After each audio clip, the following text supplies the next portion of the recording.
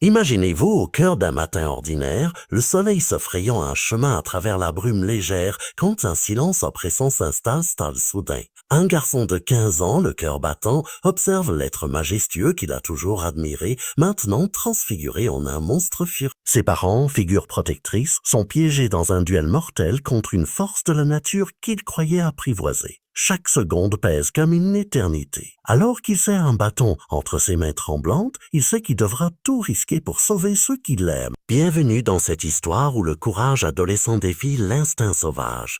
Le jour avait commencé comme tant d'autres dans la ferme isolée nichée au milieu de collines verdoyantes. L'air était encore frais et chargé de rosée, et les chants lointains d'oiseaux semblaient annoncer une matinée paisible.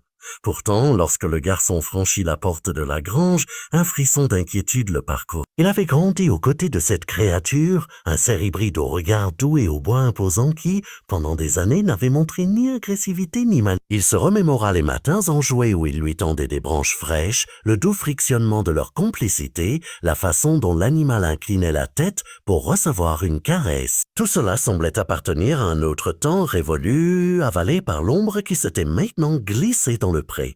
Dans sa mémoire défilèrent des instants de tendresse. Il se revit enfant perché sur un tronc d'arbre, tandis que le cerf, sous ses encouragements, s'aventurait toujours plus près de lui. Il se souvint de l'allégresse de sa mère, qui voyait en cette amitié improbable un témoignage de sa capacité à tisser des liens au-delà des conventions. Son père, pragmatique, avait toujours mis en garde contre les dangers de la nature, mais il avait accepté l'idée que, parfois, l'amour et la patience pouvaient apprivoiser l'inattendu. Ses souvenirs le réconfortaient et, en même temps, l'empêchaient de croire que les traînes familières du cerf avaient pu se muer en menaces. Pourtant, ces derniers jours, des signes avant-coureurs avaient semé le doute dans son esprit. Il avait aperçu, lors d'une promenade nocturne, l'animal figé sous la lune, les muscles tendus comme en suspension, guettant un ennemi invisible. Il avait entendu, au détour d'un bosquet, un souffle rauque et prolongé, presque un grognement si différent de ses habituels souffles paisibles. Il avait noté aussi ses mouvements brusques, ces longs instants où le cerf s'ébrouait nerveusement, rappelant à l'adolescent que, malgré leurs années de cohabitation, la créature demeurait avant tout un être sauvage. Mais l'espoir l'avait emporté. L'amour qu'il portait à cet ami de toujours lui avait fait croire qu'il était différent, qu'il ne succomberait jamais à ses instincts primaires. C'est pourquoi, ce matin précis du 7 avril, le garçon se sentit pris au piège entre la confiance et la peur. Il pénétra dans l'enclos sans la moindre hésitation apparente, comme il l'avait fait 100 fois auparavant, sa main effleurant doucement la barrière de bois. Pourtant, au fond de lui, il pressentait que le fragile équilibre était sur le point de se briser. Les herbes, baignées de rosée, glissaient sous ses pas. L'animal immobile baissait la tête, ses bois massifs semblant peser des taureaux. Un silence de plomb enveloppait la scène, interrompu seulement par le battement grinçant d'une charnière. Et puis la détonation muette.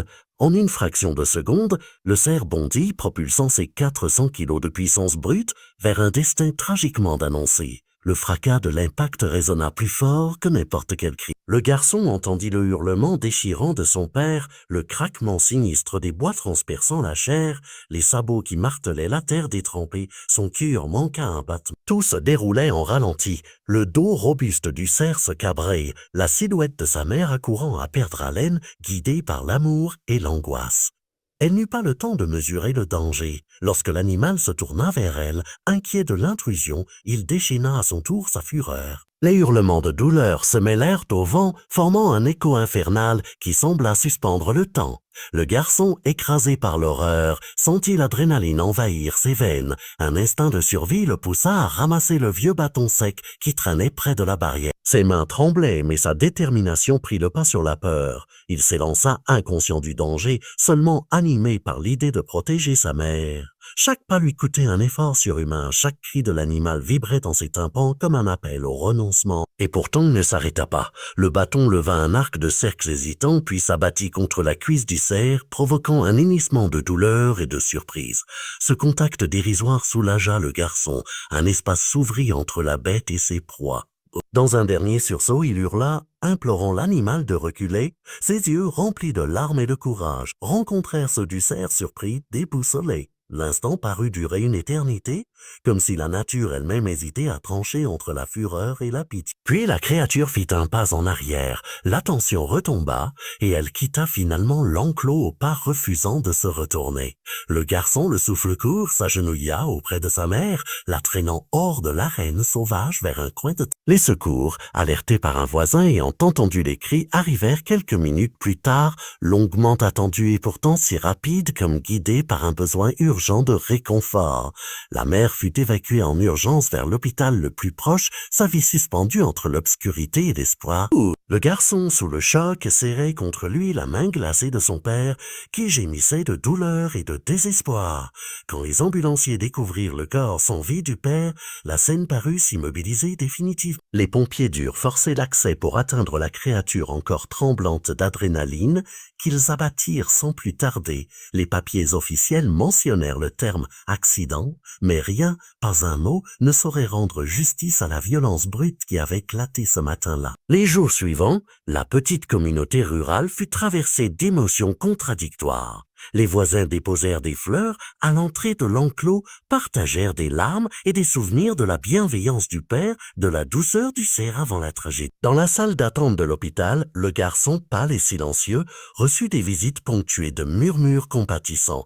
Chaque remerciement pour son acte héroïque lui semblait étranger, car pour lui il ne s'agissait que d'un devoir, protéger les siens malgré l'horreur. Quelques semaines plus tard, assis sur la boîte en bois qui servait autrefois de table à nourrir la bête, le garçon ferma les yeux et repensa à son père, à sa mère, à la créature qu'ils avaient. Il comprit que dans le cœur humain, résidant à la fois l'amour et l'illusion, cette croyance qu'on peut dompter l'indomptable.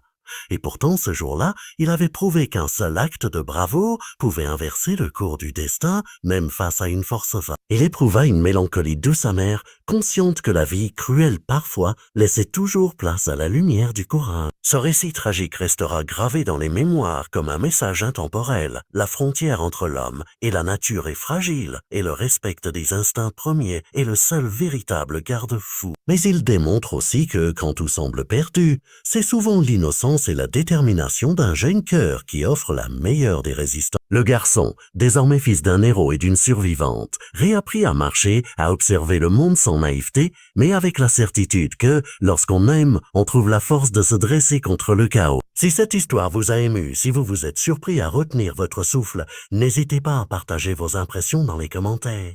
Abonnez-vous pour découvrir d'autres récits où l'aventure humaine entre en collision avec l'inattendu. Car le monde ne manque ni de danger ni de héros, et chaque jour nous prouve que même dans l'ombre la plus profonde, une lueur de courage peut tout changer. À très bientôt pour de nouvelles histoires vraies qui défient l'imagination.